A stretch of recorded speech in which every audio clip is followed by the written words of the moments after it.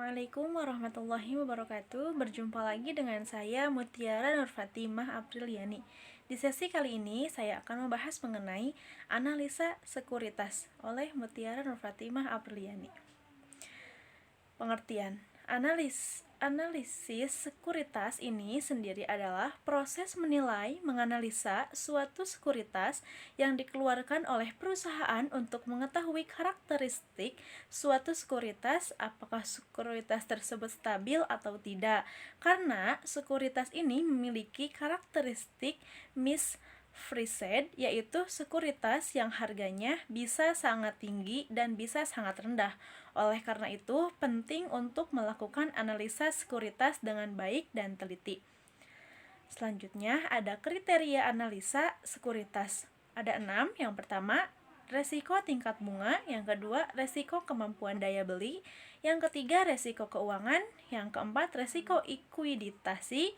Yang kelima, ada pajak. Dan yang keenam, pengambilan atas sekuritas. Selanjutnya, melakukan analisis sekuritas menjadi salah satu tahap yang akan membuat investasi menjadi lebih menguntungkan. Analisis ini memiliki beberapa jenis. Analisis yang harus diperhatikan diantaranya ada 2. Yang pertama, analisis fundamental, dan yang kedua, analisis teknikal. Nah, analisis fundamental adalah analisis sekuritas yang menggunakan data-data fundamental dan faktor-faktor eksternal yang berhubungan dengan perusahaan atau badan usaha tersebut.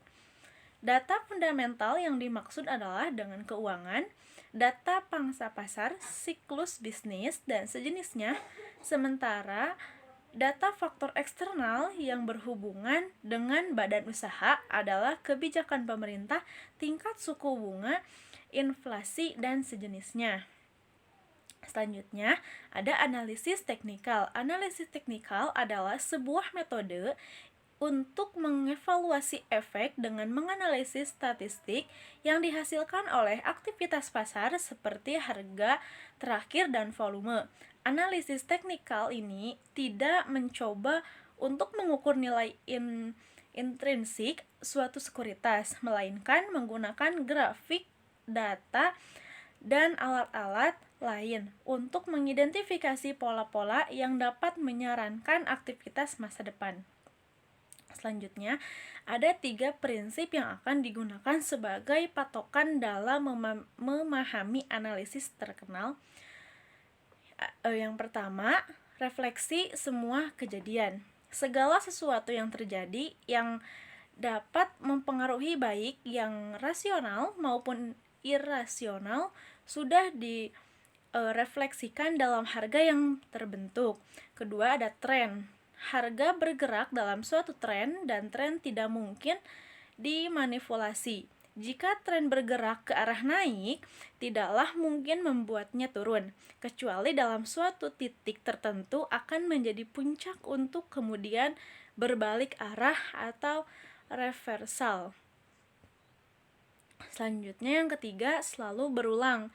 Aksi pasar atau market action selalu berulang. Artinya, para analis teknikal percaya bahwa investor akan mengulangi tindakan yang sama jika kondisi pasar yang terjadi juga sama. Keadaan ini akan dipetakan dalam suatu diagram yang populer dengan sebuah chart. Nah, mungkin hanya itu yang dapat saya jelaskan mengenai analisa. Mungkin hanya itu yang dapat saya sampaikan, kurang lebihnya mohon maaf. Wassalamualaikum warahmatullahi wabarakatuh.